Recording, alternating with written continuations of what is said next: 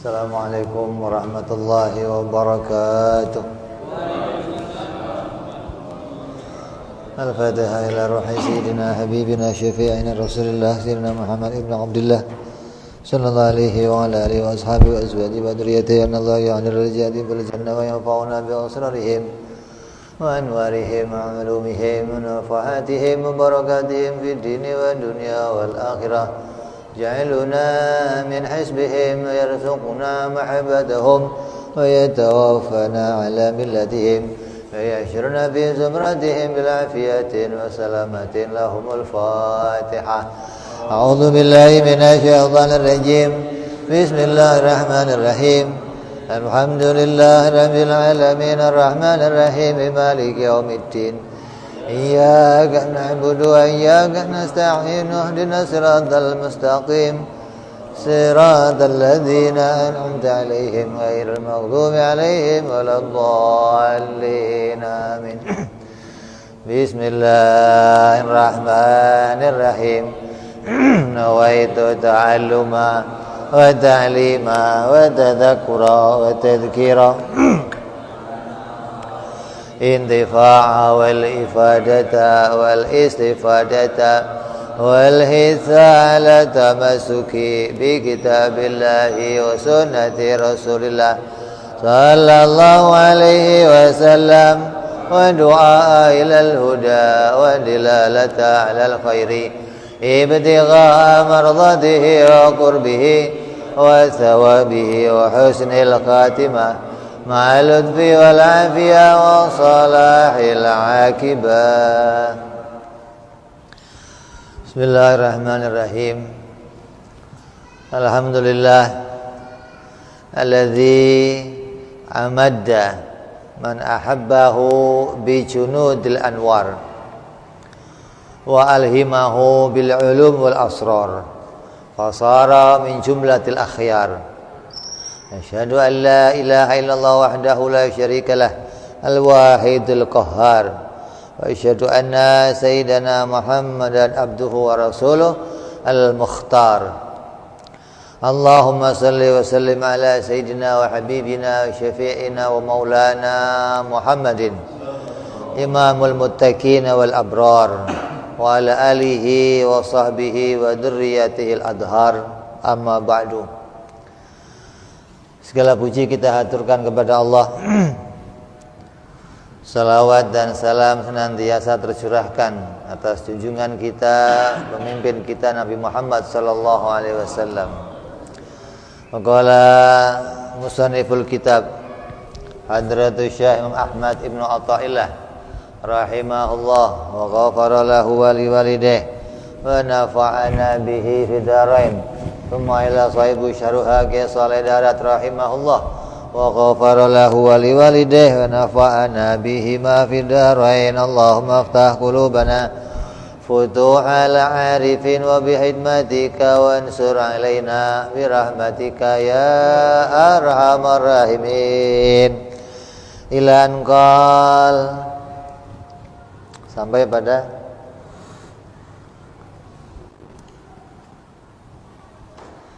hikmah ke 47.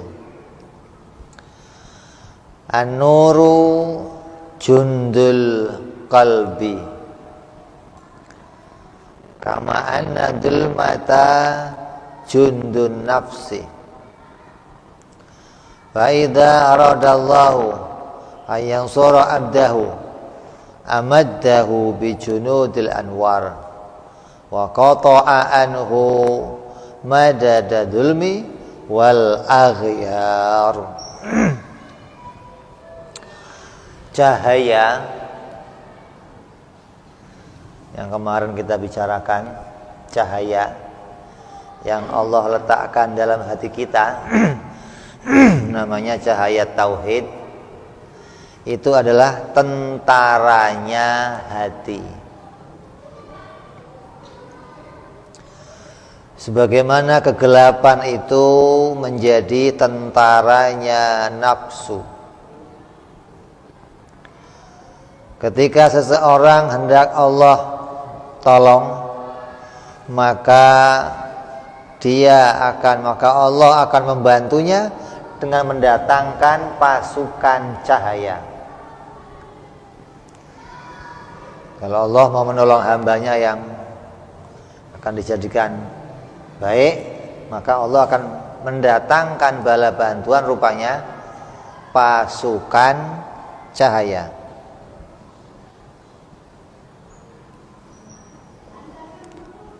Dan memutuskan bantuan kegelapan serta kepalsuan dalam dirinya. Ini bicara antara gelap dan terang. Semua manusia itu dilahirkan dalam keadaan bodoh, tanpa ada pengetahuan. Ketika dewasa, manusia mulai mencari tujuan hidupnya, tapi dia dalam kegelapan. Yang namanya orang mencari itu nggak tahu asalnya, nggak tahu kemana tujuannya, maka dia mencari mana yang akan jadi tujuan hidup saya, kemana tujuan akhir dari hidup saya. Lalu Allah berikan cahaya ke dalam hatinya hingga dia dapat melihat tujuan hidupnya, dan cahaya itu menjadi tunggangannya atau kendaraannya menuju pada keridhaan Allah Subhanahu wa ta'ala. Apabila manusia telah diberikan kendaraan dengan segala kelengkapannya, maka manusia akan mulai berjalan menuju kepada Allah Subhanahu wa ta'ala dengan mengerjakan berbagai perintahnya Allah, seperti sholat, zikir, puasa, dan juga ibadah-ibadah yang lainnya. Maka perjalanan kita menuju Allah itu tidak akan mulus. Kita diberi oleh Allah petunjuk Nabi. Artinya setelah kita bisa menerima bahwa Nabi Muhammad SAW sebagai pembawa atau panutan kita. Maka ketika kita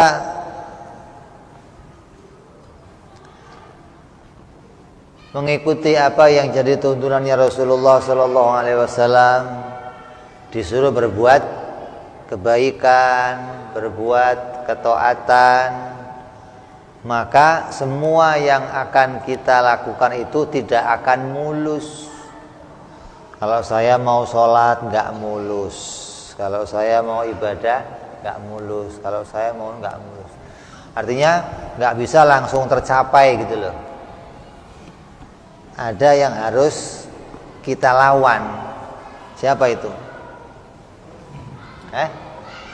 Musuh. Siapa musuhnya?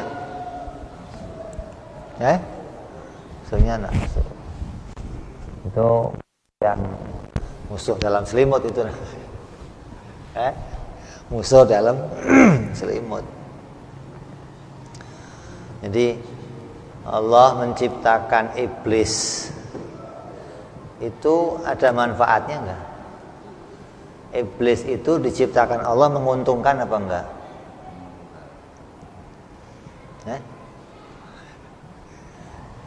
Allah menciptakan iblis itu menguntungkan apa enggak? Kan kita meyakini tidak mungkin ada yang Allah ciptakan itu sia-sia.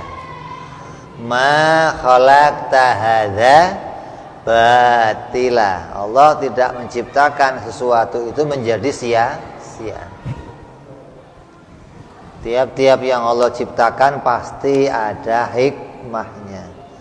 Sampai Allah menciptakan iblis itu juga ada hikmahnya. Enggak sia-sia begitu saja, enggak. Jadi jangan dianggap iblis itu enggak ada gunanya. Buat apa diciptakan iblis, gangguin manusia saja, menghalangi manusia untuk ibadah. Hah? Ya. Jadi yang bagus iblis dihilangkan apa jangan? Iblis dibuang aja, Mas.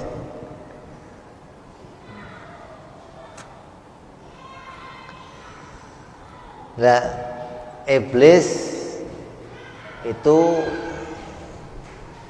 kerjanya apa iblis itu? Menghalangi manusia ibadah. Iblis itu menghalangi manusia ibadah.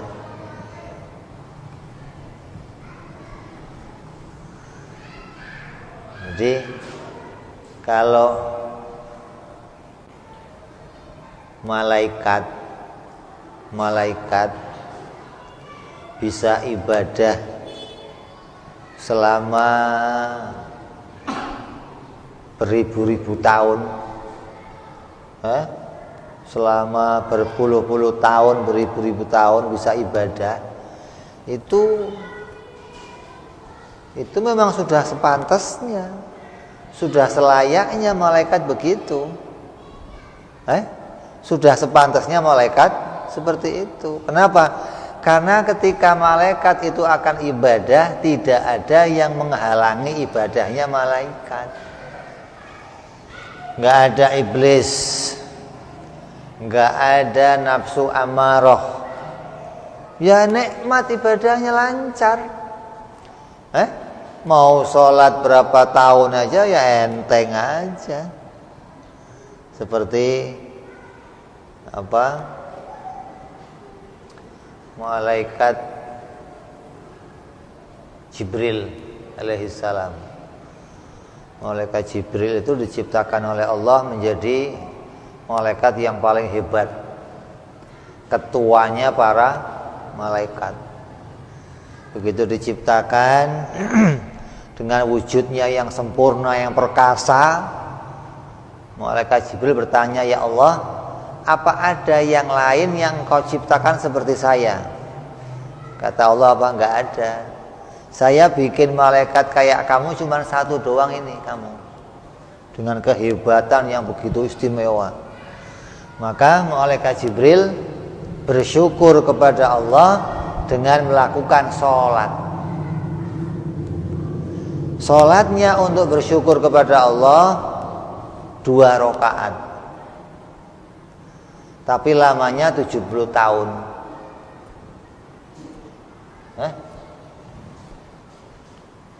2 rakaatnya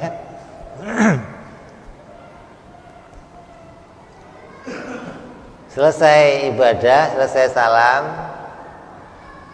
lapor sama Allah, menghadap kepada Allah. Kata Allah apa? "Bagus,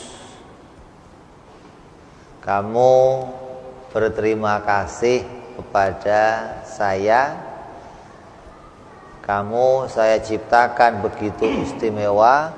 Kamu ibadah, kamu terima kasih dengan cara ibadah kepada saya. Dan ibadah yang kamu lakukan ini Jibril, tidak pernah ada satu manusia pun yang ibadah seperti itu. Baru kamu yang ibadah seperti ini. Dan gak akan ada lagi yang mampu ibadah begitu, gak ada. Orang 2 rakaat kok 70 tahun. Tapi apa kata Allah? Tapi saya gak bangga dengan sholat kamu yang lama begitu, gak bangga. Kenapa? Ya pantes wong kamu sholat gak ada yang goda, gak ada nafsu amarah. Ya berapa lama aja bisa sholat. Saya lebih bangga, saya lebih memperhatikan sholatnya hamba yang ketika sholat Allahu Akbar, di pikirannya itu muncul pasar, di pikirannya muncul sekolahan, pelabuhan muncul, ikan masih berapa kilo muncul, yang belum laku mana muncul. Kata Allah, saya lebih senang sholatnya orang ini daripada sholat kamu. Kenapa? Karena sholatnya orang ini saya yang perintah. Dia sholat karena mengerjakan perintah saya. Tapi malaikat Jibril sholat bukan perintah Allah, inisiatif. Bersyukur kepada Allah dengan cara sholat. Artinya apa? Ibadah kita itu perlu kamu ketahui, itu ibadah yang mendapatkan harga, yang akan dihargai oleh Allah Subhanahu wa ta'ala. Allah akan meletakkan kebaikan pada diri hambanya. Allah menolong hamba-hambanya yang dikehendakinya. Siapa hamba yang Allah kehendaki, maka Allah akan tolong hamba-hamba itu. Nah, caranya bagaimana seseorang itu bisa ibadah kepada Allah? Apa kita ini tahu-tahu langsung bisa ibadah, sholat gitu? Dalam diri kita itu nggak kayak malaikat. Kalau malaikat sepi, aman, nggak ada gangguan. Dalam diri kita penuh macam-macam. Yang di luar musuhnya namanya iblis. Itu yang nggak kelihatan. Yang kelihatan, yang kelihatan manusia yang kayak iblis, itu yang kelihatan namanya. Yang nggak kelihatan lagi yang berada dalam diri kita namanya nafsu ammarah. Kita punya musuh banyak ini. Di luar ada musuh, di dalam ada musuh. Terus gimana tiba-tiba kita itu bisa puasa, bisa zikir, ngerjain perintahnya Allah? Itu semua tidak akan mulus. Karena Allah menjadikan iblis, Allah menjadikan nafsu amarah pada diri kita. Dan itu diciptakannya iblis itu enggak sia-sia. Allah ciptakan iblis untuk apa? Untuk menampakkan kualitas ibadah kita. Kalau nggak ada iblis, nggak nampak hebat kualitas ibadah kita. Jadi ibadah itu akan berkualitas atau enggak, karena ada iblis. Semakin kamu bisa khusyuk, berarti semakin berkualitas ibadah kamu. Kenapa? Yang namanya iblis itu akan selalu menggagalkan ibadah kita. Iblis itu tujuannya nggak kepingin seorang hamba pun ibadah. Iblis pinginnya semua hamba masuk neraka bareng sama dia. Itu maunya iblis begitu. Nggak mau dia kalau ada orang kok bisa ibadah tenang, taat. Nggak mau. Maka akan digoda biar gagal melakukan ibadah. Gimana sholatnya gagal, gimana puasanya gagal, gimana hajinya gagal, gimana zakatnya gagal. Ini kerjanya iblis menggoda kita. Nah, orang yang ada godaan iblis kemudian kok masih tetap bisa sholat, bisa khusyuk, bisa ibadah, ini orang yang ditampakkan oleh Allah menjadi orang-orang hebat. Malaikat waktu lihat orang-orang ini menghadap nanti angkat jempol. Ente ini hebat. Bisa ibadah ente? Bisa. Di sekitar kamu banyak iblis, bisa ibadah? Bisa. Oh, hebat kamu. Seorang akan nampak hebatnya apabila di sekitarnya banyak penggoda, tapi dia masih bisa ibadah kepada Allah dengan benar. Coba, Jadi ibadah yang mau kita kerjakan itu nggak akan mulus, nggak akan. Lah yang menghambat perjalanan kita itu apa? Yang pertama adalah nafsu dan bala tentaranya. Nafsu dan bala tentaranya. Bala tentaranya nafsu itu apa? Bala tentara nafsu yang menghalangi kita ibadah itu apa? Setan. Apalagi? Anak, bini, mertua, kawan. Itu bala tentaranya nafsu. Ketika dia menghalangi kita ibadah, begitu loh. Kalau dia mendukung kita ibadah, ya dia teman kita. Dia temannya cahaya namanya.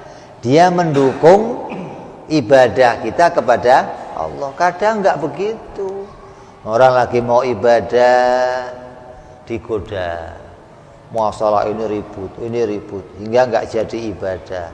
Nah, datang lagi masalah dari mertua, datang dari orang tua, datang dari istri, datang dari anak, sampai mau ibadah itu ruwet. Mau ngaji aja susah. Ada begitu. Asal mau ngaji, istrinya takut mas sendirian. Udah di rumah aja sih, nggak usah kemana.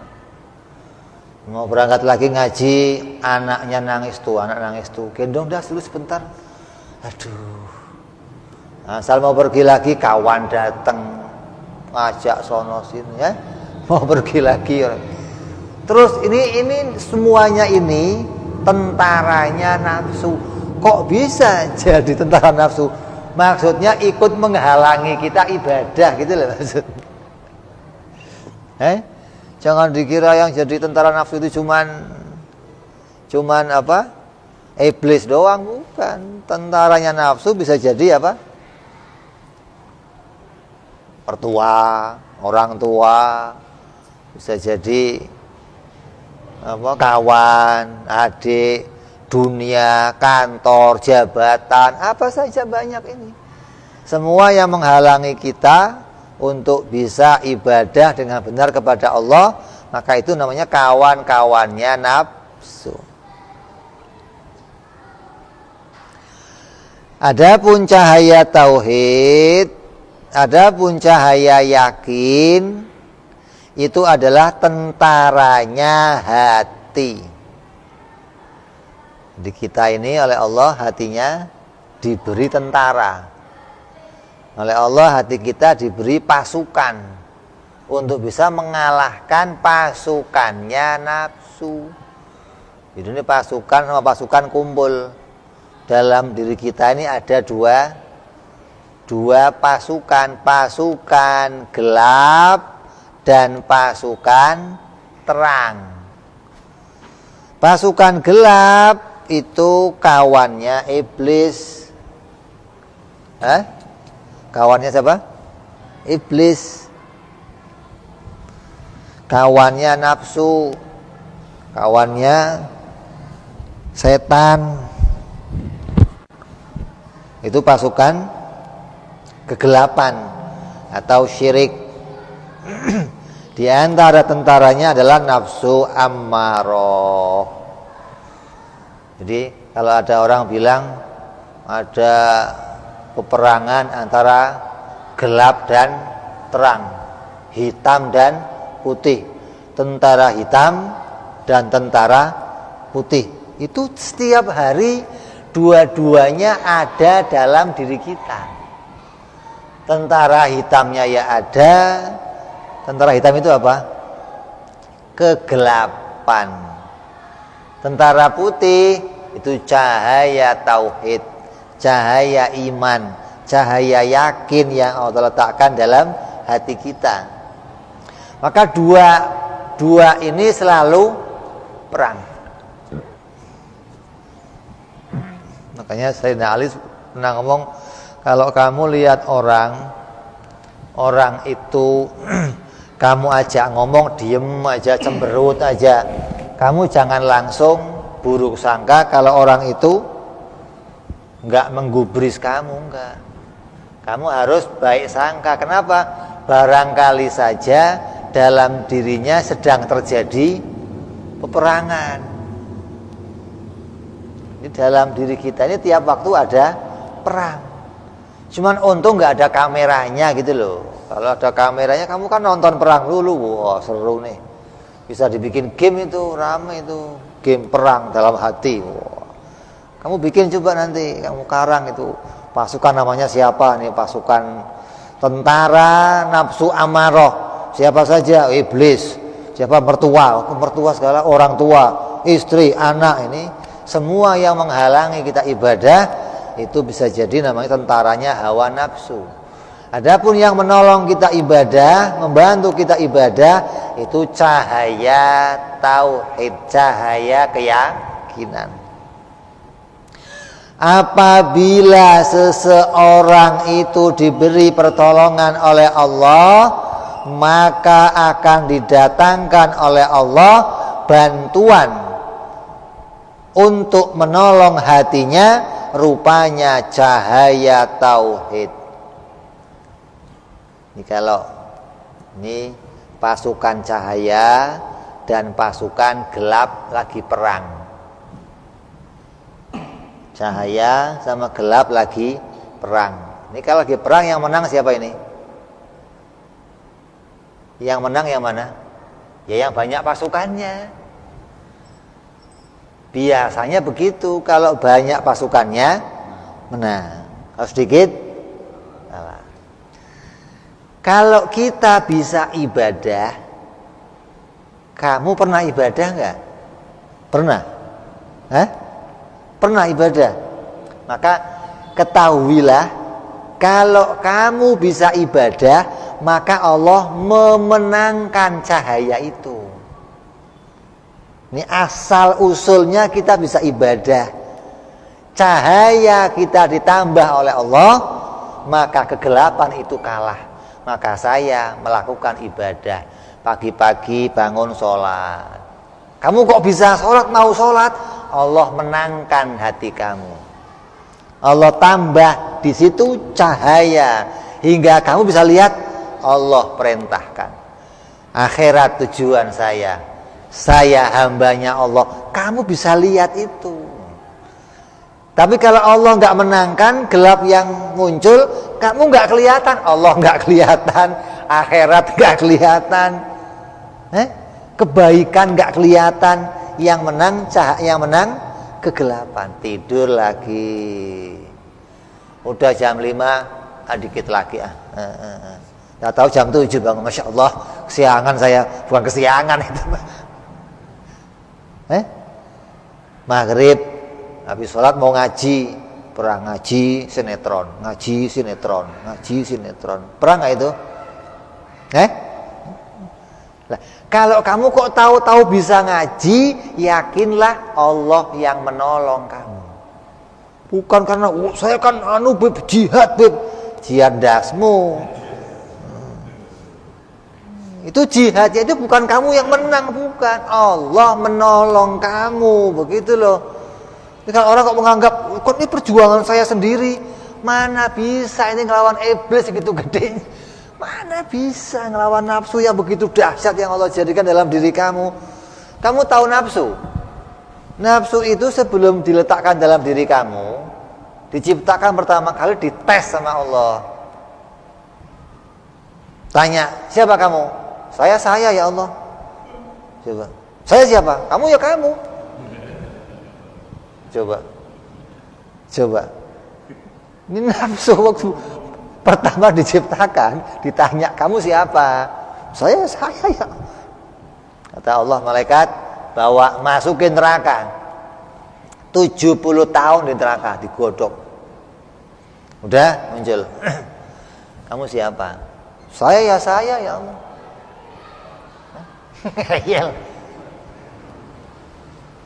Masuk lagi, masukin lagi, godok lagi, muncul. Tanya kamu siapa? Saya ya saya.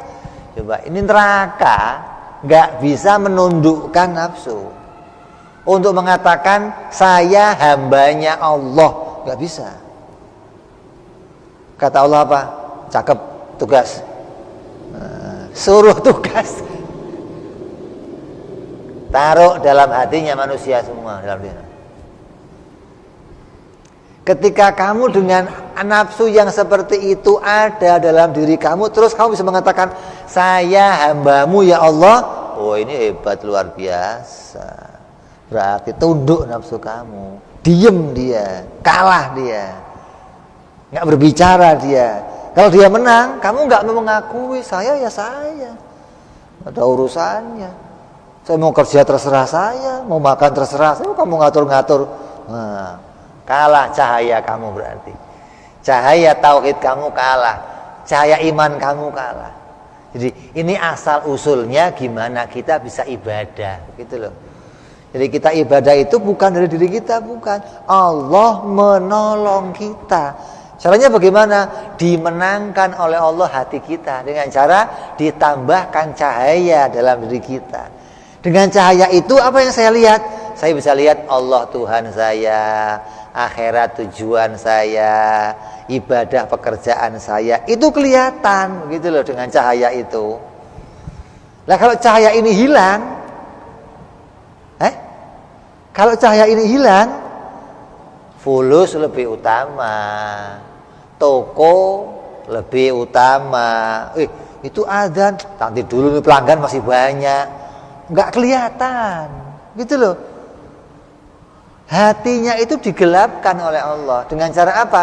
Tentara tauhidnya dikurangin atau gelapnya ditambahin.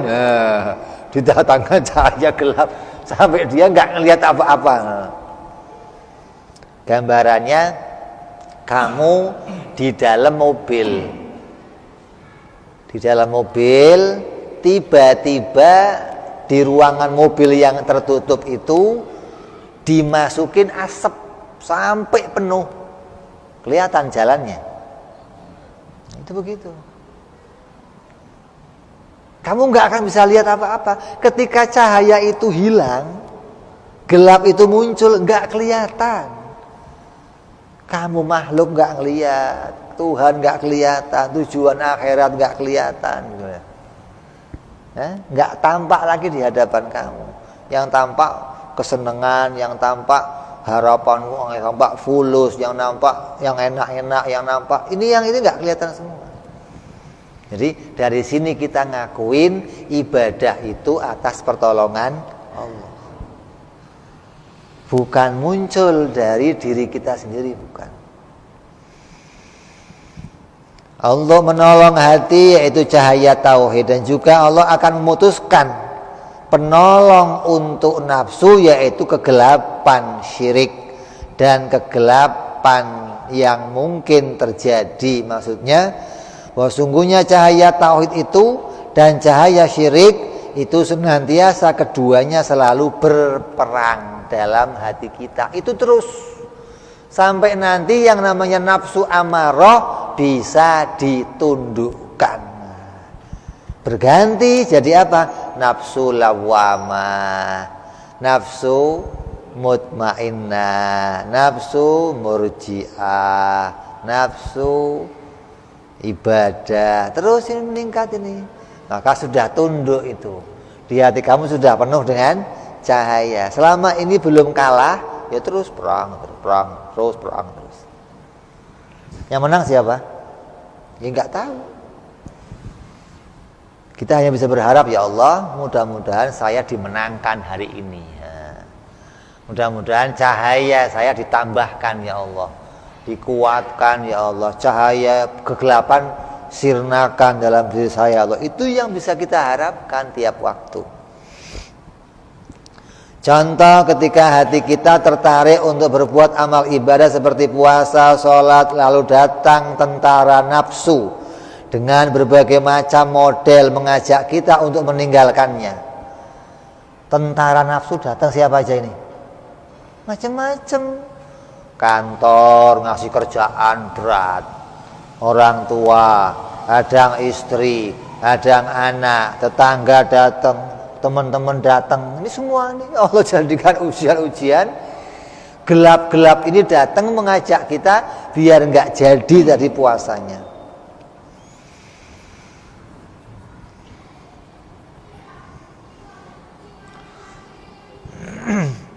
Dengan berbagai macam godaan mengajak kita untuk meninggalkannya, maka berperanglah keduanya, yaitu cahaya yakin dan nafsu, kegelapan nafsu. Tentara tauhid yang datang dari Allah akan menolong hati, dan tentara nafsu yaitu kegelapan syirik akan membantu nafsu. Iblis ikut bantu, orang tua kadang ikut bantu, anak ikut bantu, ini ikut bantu, macam-macam udah. tentara-tentaranya kedua-duanya saling cari bantuan siapa yang harus menang.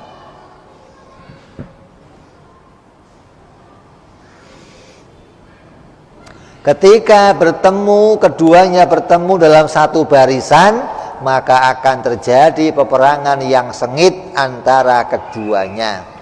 Pada saat itu tidak ada jalan lain kecuali kita berserah diri kepada Allah dan berharap diri kita dimenangkan oleh Allah.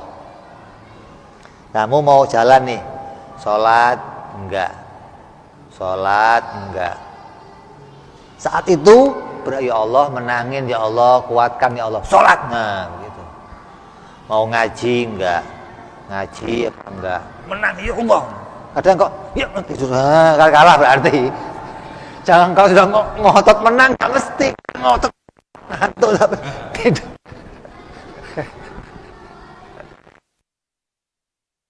Kalau ngotot menang enggak, kamu nggak bisa menang enggak. Kalau di situ tidak Allah tolong, cahaya itu terang sampai kamu bisa melihat. Jadi jalan keluarnya ketika terjadi seperti itu, harapan cuma satu, ya Allah menangkan saya ya Allah. Kok hari ini kalah, besok minta lagi, ya Allah menangin ya Allah. Terus begitu, kok kalah lagi, jangan putus harapannya. Jangan pernah putus harapan Allah mendatangkan cahaya ke hati kita. Nah kalau malah udahlah bodoh amat lah, gampang entar lah, tambah gelap. Cahaya syirik tambah penuh di situ. Cahaya apa? Kegelapannya setan tambah penuh di hati kamu. Tambah kamu nggak ngelihat apa-apa. Malah nanti sholat enggak, ibadah enggak, sampai taubat juga enggak, harus rusak semua ini. Jadi ketika kita gagal, ya Allah ampuni hamba ya Allah, besok mudah-mudahan bisa lebih kuat ya Allah. Kok gagal lagi, ya Allah ampuni ya Allah, besok kuat lagi. Terus begitu. Karena yang diharapkan kita, cahaya yang ada dalam hati kita itu ditambahkan oleh Allah hingga saya bisa melihat kebaikan, melihat kehambaan saya, melihat ketuhanannya Allah. Ini akan terlihat oleh hati kita. Yang pertama akan dihalangi oleh tentara nafsu itu apa? Dari berbagai macam ibadah kita, yang pertama akan dihalangi apa? Kan tadi sholat dihalangi, puasa dihalangi, ibadah dihalangi. Yang pertama akan dihalangi apa? Kemauan taubat.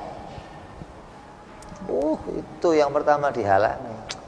Gampang taubat, tar aja.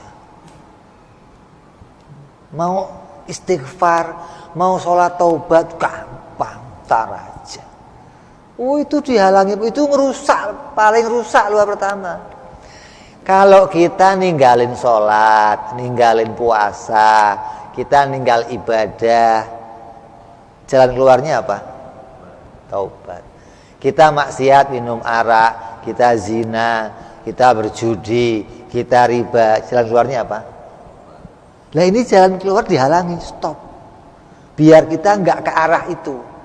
Nanti aja, masih panjang umur kamu, alah tanggung baru 40. Masih 20 tahun lagi, ya paling nggak 5 tahun lah. Mundur lagi taubatnya. Gampang, ini mumpung masih. Nanti kalau sudah negara susah, kamu malah nggak bisa nyari, malah susah. Mumpung udah terusin, lanjut lagi. Jadi halangan pertama yang dihalangi oleh nafsu, yang dihalangi oleh kegelapan kita dihalangi biar kita jangan taubat. Kalau sampai itu kita gagal taubat, ya rusak semua sudah. Udah maksiat jalan, taubat enggak, berat sudah. Harusnya kalau sudah maksiat iya, kita kalah berperang, taubatnya laksanakan. Menang berarti kamu, itu loh. Kalah di pelaksanaannya, tapi kamu menang pada akhirnya. Kata Nabi apa? Maksiat yang baik itu gimana? Sahabat nanya, emang ada ya Rasul maksiat yang baik? Maksudnya maksiat yang ditaubati gitu loh. Berarti kamu kalah dalam hal maksiatnya. Kamu ngerjain maksiat, kamu nggak sholat, kamu nggak puasa, kamu maksiat, tapi kamu menang di akhirnya apa? Taubat. Nah, kalau sudah ngelakuin kejahatannya iya, taubatnya enggak, oh ini kalah 2 kali, bonyok kamu berarti itu. 2 ronde kalah kamu, KO. Jadi kalau kamu ronde pertama kalah, jangan sampai 2 ronde kalah. Apa ronde berikutnya? Taubat. Ibadah itu bagian diantaranya adalah taubat. Taubat itu diantaranya ibadah itu. Kalau orang kalau sudah mau taubat berarti dia mau ibadah. Tapi kalau sudah nggak mau taubat, oh, ini yang rusak.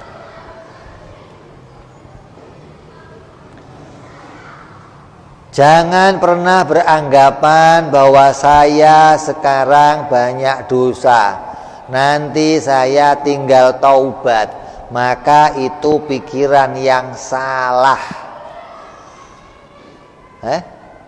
Gampang mana? Gampang mana maksiat sama taubat?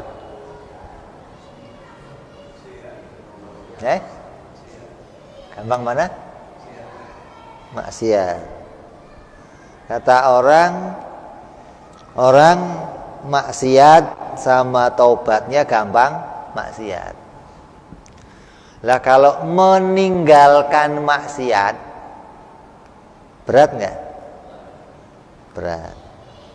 Sama taubat berat mana?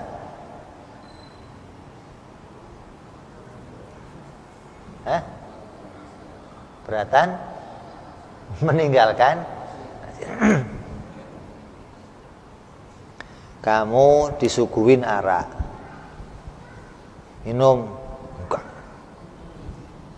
Berat enggak? Kamu seneng nih, enggak.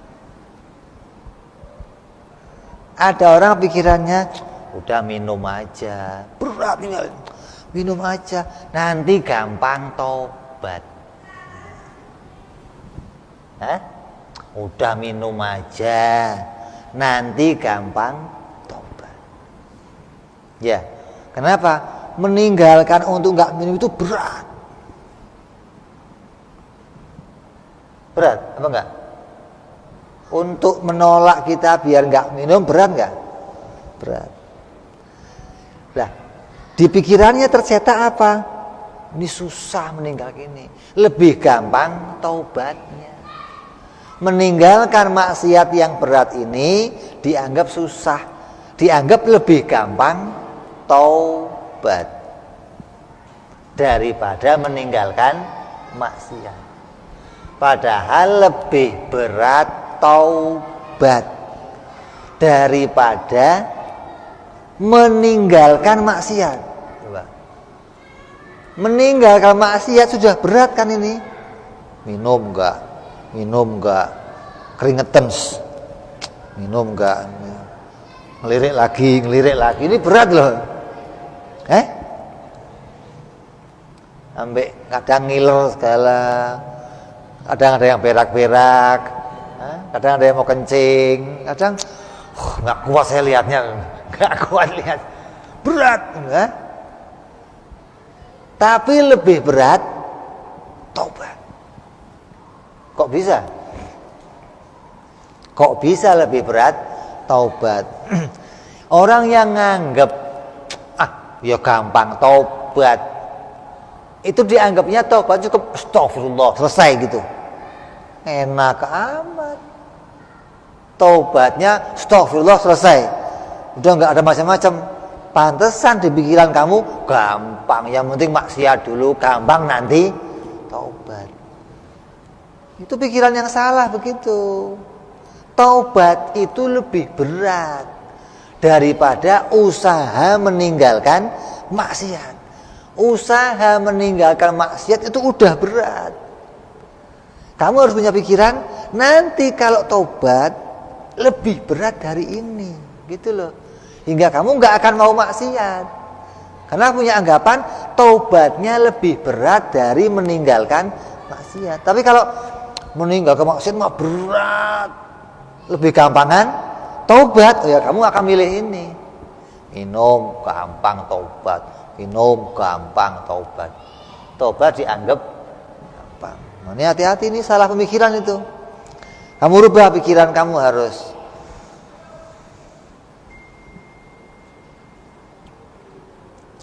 Maka pegangan pedomannya para ulama itu apa? Bahwa menjauhi dosa itu lebih mudah dari taubat.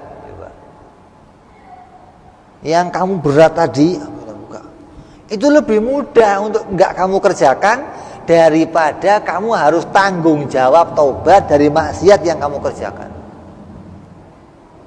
Kok bisa?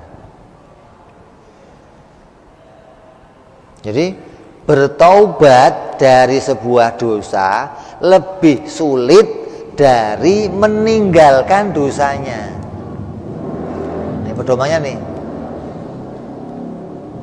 Bertaubat dari suatu dosa itu lebih sulit dari usaha meninggalkan dosa itu. Jangan dibalik. Jangan dibalik. Kalau dibalik nanti gampang. Lebih sulit ini meninggalkan maksiat daripada taubat. Taubat mah gampang. Tinggal astagfirullah, selesai. Asik bener.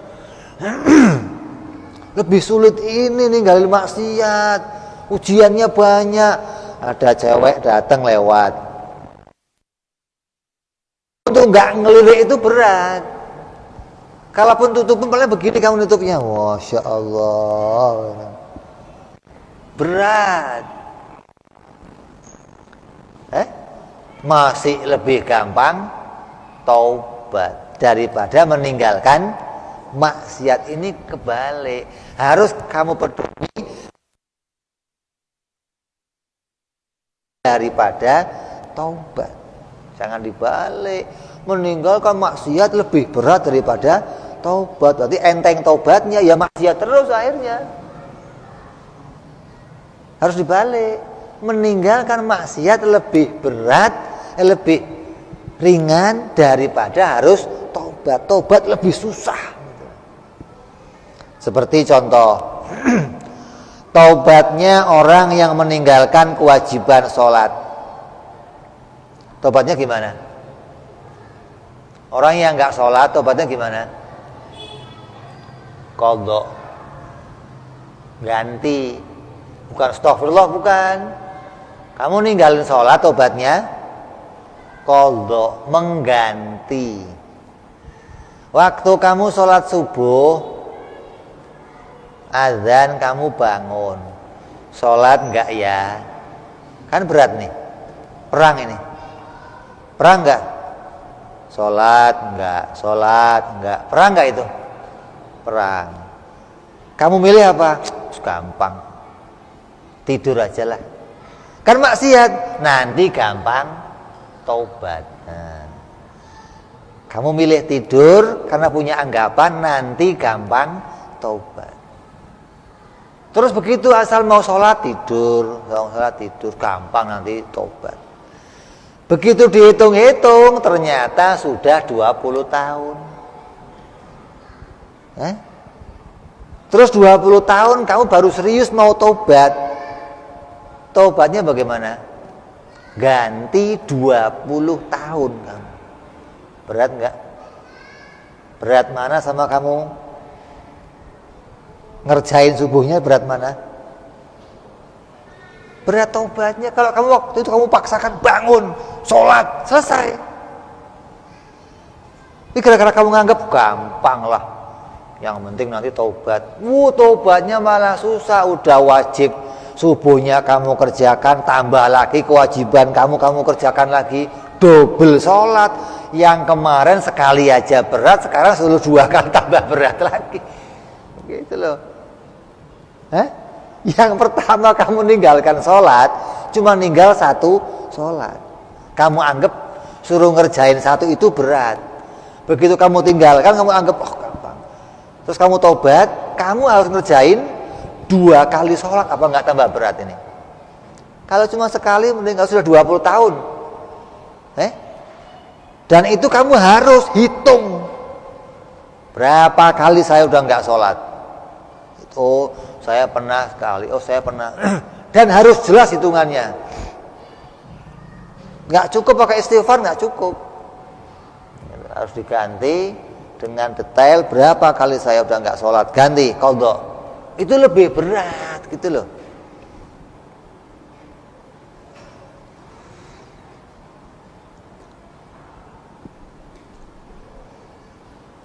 Maka jangan beranggapan bahwa taubat itu lebih mudah. Tapi taubat itu lebih mudah. Jangan anggapan taubat lebih mudah, tapi lebih mudah menjauhi dosa walaupun dengan peperangan yang berat. Lebih mudah meninggalkan dosa walaupun dengan peperangan yang hebat. Kan perang ini. Sholat enggak, ngaji enggak, perang enggak? Harus menang mana? Sholat. Kalau menang sholat, berhasil kamu. Berat untuk menang sampai sholat itu berat.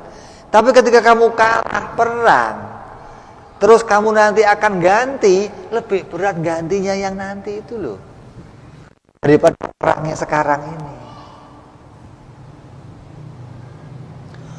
Terus taubat dari berbuat dolim, seperti mukul orang. Ada orang, kamu ini pek. Mau taubat kamu harus serahkan muka ganteng kamu. Saya terima Pak, dipukul Pak. Nggak bisa minta maaf ya, saya nggak bisa. Kamu harus pukul. Kamu pernah nyakitin orang, pernah ngambil uangnya orang, pernah dolim sama orang. Tobatnya bagaimana? Ya harus kamu balas sesuai. Kalau kamu kok ambil uangnya orang, pulangin uangnya. Kamu kok mukul orang, kamu siap dipukul sama orang itu. Nabi SAW pernah membuat pernyataan di depan sahabatnya. Para sahabatku ketika akhir-akhir hidupnya, kata Nabi apa? Barangkali di antara kalian pernah ada yang tidak sengaja aku sakiti, maka sekarang aku siap mendapatkan balasan dari yang aku pernah lakukan dulu. Barangkali saya pernah nyelentik kamu, barangkali saya pernah nampar kamu, saya pernah nyubit kamu, maka sekarang saya terima, saya rela kalau kamu mencubit saya atau membalas apa yang saya pernah perlakukan dulu kepada kamu. Maka para sahabat semuanya diem. Mana ada yang mau berani? Ini mau gitu. Saya ya Rasulullah. Kata sahabat, lu apaan sih? Semua sahabat terdiam kecuali satu orang berdiri. Ini orang udah berdiri, sahabat ngeliatin. Ini marit orang ini. Sakit apa ini orang? Saya ya Rasulullah, dia mengatakan, dulu saya pernah berdiri di belakang kudamu ya Rasulullah. Ketika engkau mau menyabet, maka kena saya duluan. Saya tersabet pecut yang mau kamu pukulkan ke kudamu. Pas begini kena saya. Saya nggak terima ya Rasulullah. Saya mau balas. Ya sudah, maju balas. Dulu saya waktu kena buka baju ya Rasulullah. Gimana? Terus gimana? Ya biar pas buka baju ya Rasulullah. Dibuka bajunya Rasulullah. Sahabat udah bawa batu ini orang. Bawa pentung. Ini orang apa sih ini maunya? Semuanya siap menggantikan Nabi gitu loh. Udah saya pukul saya aja. Oh nggak bisa. Nabi yang mukul saya, Nabi ya Rasulullah. Sahabat gemes. Ya Allah, ini orang apa maunya? Begitu Nabi buka baju, maka dia maju dengan bawa pecut yang dipakai oleh Nabi. Begitu mendekat ke Nabi, ditaruh pecutnya, dipeluk Nabi. Kenapa? Saya cuma pengen ini ya Rasulullah. Kata sahabat, ente nih. Itu begitu. Jadi orang yang tobat dari berbuat dolim, taubatnya gimana? Dibales. Kamu ada orang mau kamu tampar, berat kamu, gemes saya pengen nampar dia, jangan. Kalau kamu tampar, nanti kamu tobatnya ditampar lagi, itu lebih berat, gitu loh.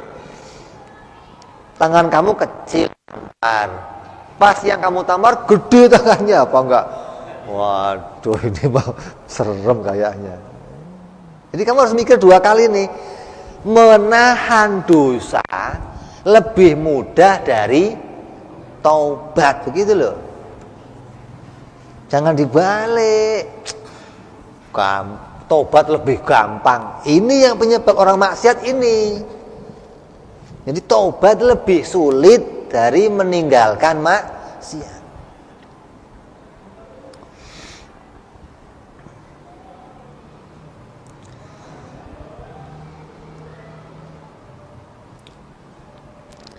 Taubatnya orang yang makan hartanya orang lain. Apa itu? Ya mengembalikannya. Kamu pernah ngerampok uangnya orang, kamu pernah jadi preman di jalan, malakin orang, awas, mau tobat gimana? Harus kamu cari siapa yang dulu kamu mintain duitnya, kamu pulangin. Lo nggak tahu siapa, ya resiko kamu. Gimana caranya terus itu? Caranya gimana? Kalau kamu preman, tukang malakin orang, ngambil duit orang, terus taubat, cara mulanginya gimana? Titipin ke Udin biar beres, ya.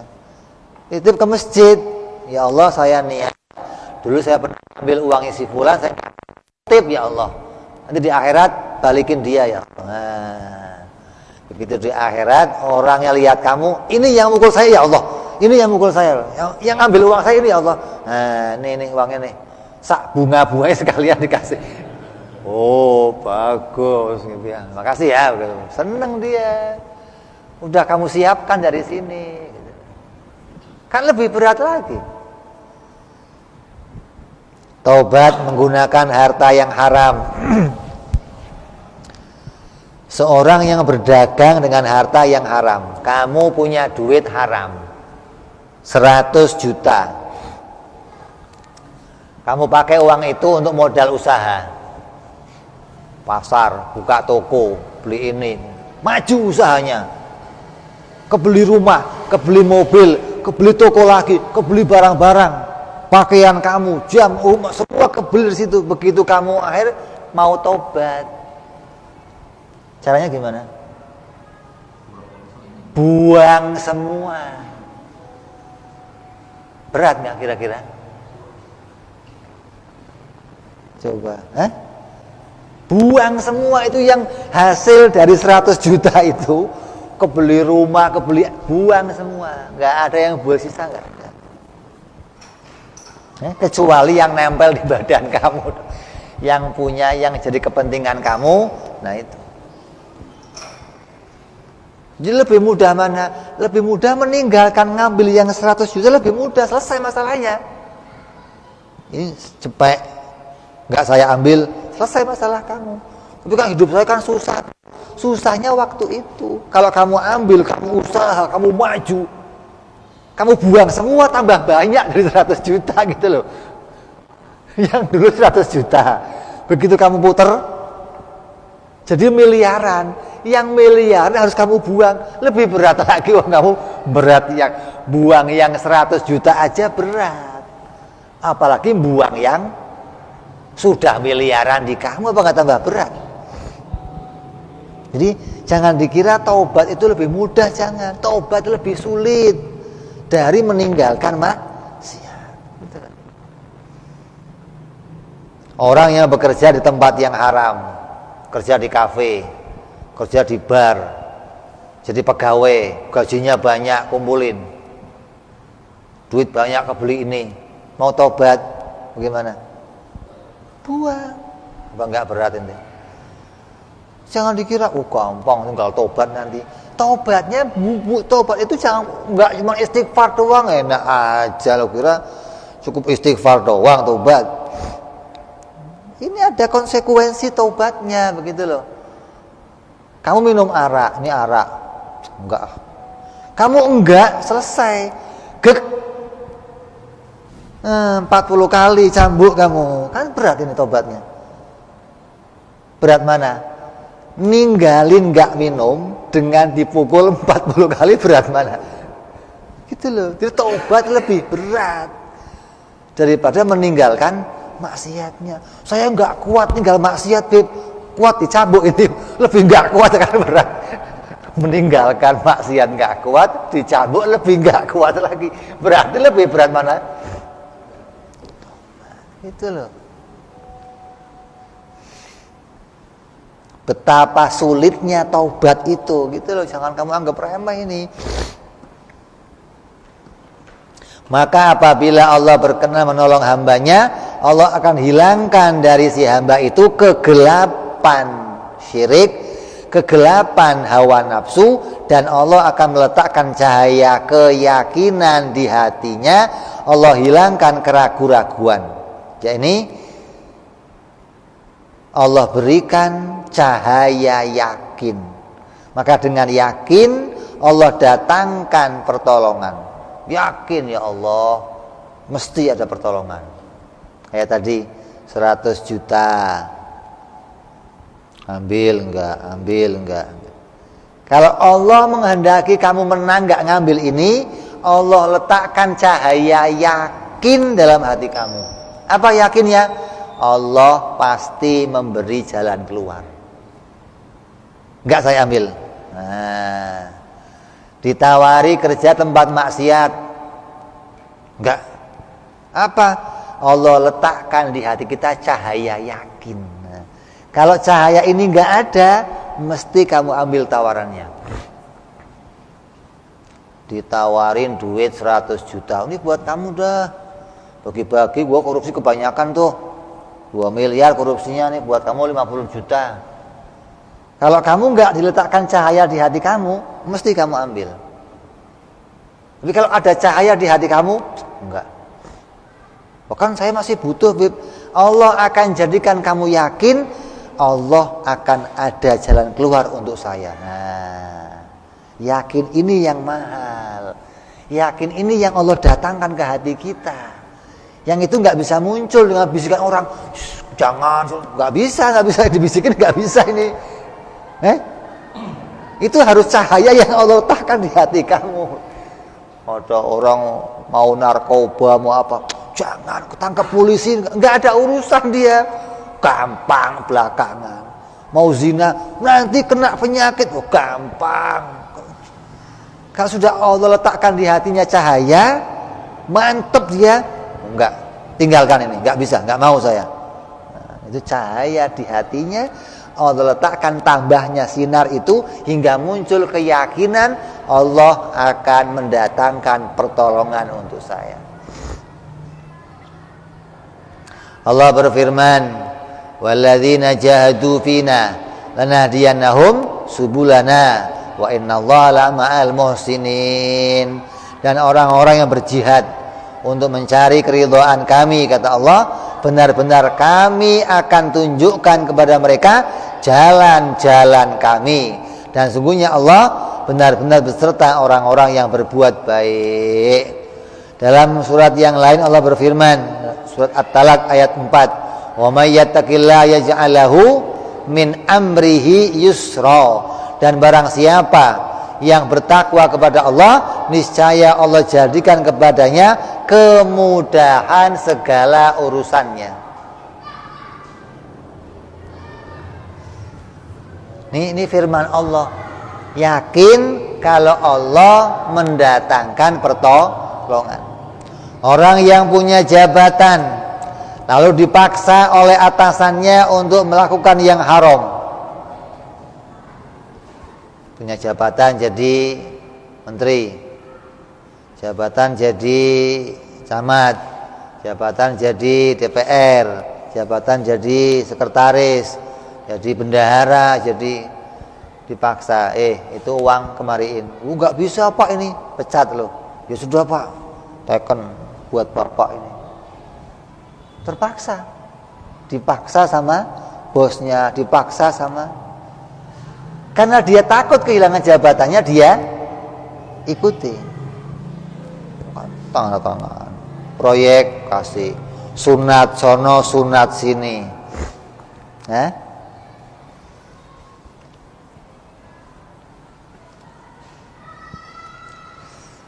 Maka apabila dia itu mau taubat, maka cara taubatnya harus meninggalkan jabatan itu dan membuang semua yang haram-haram yang telah dia terima.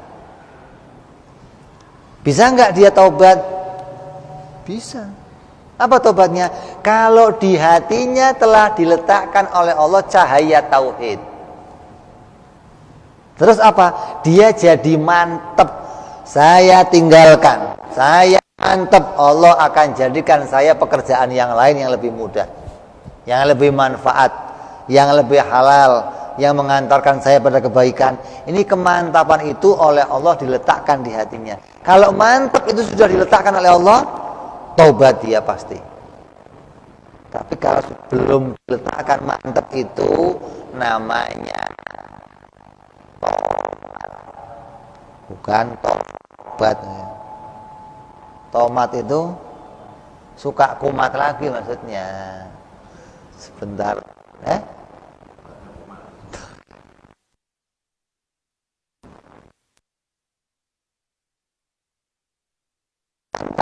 dalam bertaubat, siap meninggalkan semuanya sehingga dia mau kembali dari nol, mantap dalam Subhanahu wa ta'ala. Siapa yang berani dari nol coba? Uang miliaran, rumah berentet, mobil banyak, saya tobat, tinggalkan nol, saya mulai dari nol lagi saya. Bisa begitu? Bisa, kecuali di hatinya diletakkan oleh Allah kemantapan. Kalau sudah Allah kasih cahaya mantep, tinggalkan semua, nggak ada urusan. Pekerjaan ditinggalkan, jabatan ditinggalkan, harta ditinggalkan, kemaksiatan tinggalkan semuanya. Kalau sudah diberi kemantapan cahaya mantep, artinya apa? Allah memenangkan kita. Yang tadinya kita dihalangi untuk taubat, Allah menangkan taubat kita. Serius taubatnya. Ini kemenangan yang kita peroleh dengan pertolongan Allah. Rupanya apa? Dijadikan cahaya mantep di hati kita hingga kita mantep tidak mau melakukan maksiat lagi. Dan mantep Allah akan mendatangkan pertolongan untuk saya. Dan apabila Allah menghendaki kehinaan pada seseorang, maka Allah jadikan di hatinya itu penuh keraguan. Kalau seseorang dikehendaki oleh Allah hina, ketika dia melakukan kemaksiatan, punya harta, kemudian diajak taubat, dia dipenuhi keraguan. Di hatinya dipenuhi kegelapan hingga dia ragu. Kalau saya nggak kerja ini mau makan apa anak bini saya? Kalau saya nggak gini gimana nasib saya nanti? Kalau saya nggak gini terus saya ke depan gimana dong? Ada pertolongan Allah, ragu dia. Maka orang yang ragu itu ingat, berarti dia dihinakan oleh Allah. Allah menghendaki keraguan untuk taubat hingga berada maksiat. Allah letakkan cahaya yakin hingga hambanya mau meninggalkan semua kemaksiatan harus kembali dari nol. Jadi ada cahaya yakin yang diletakkan dan ada kegelapan, keraguan yang Allah letakkan dalam hatinya seseorang. Nah, munculnya diambilnya cahaya tauhid. Tauhid gelap semuanya. Banyak begini nih. Coba itu orang yang di luar yang pada main melacur, yang pada judi, riba, pada coba, "Bu, ya kamu taubat dari sini." Saya mau makan apa kalau taubat? Mau makan apa? Lu biasanya makan apa?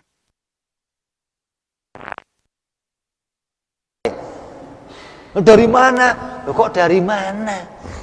Kamunya dari mana? Wujud kamu dari mana? Kok dari mana? Wujud kamu ya dari sono, kok dari mana? Ini bagaimana sih ya?